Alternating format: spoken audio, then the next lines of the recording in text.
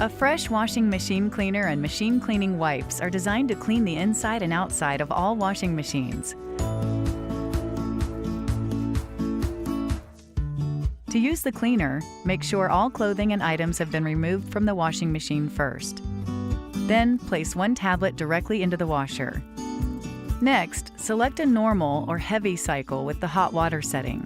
If your washer has a clean cycle, then select Clean.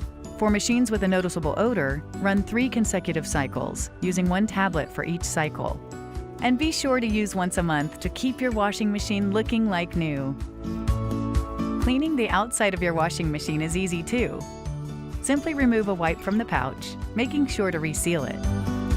Then, wipe the machine using both sides as you clean.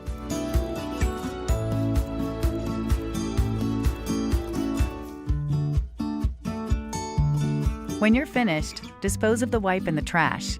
Never flush it. Use weekly to help keep your machine looking like new. And when used together with the cleaner, you can complete your clean.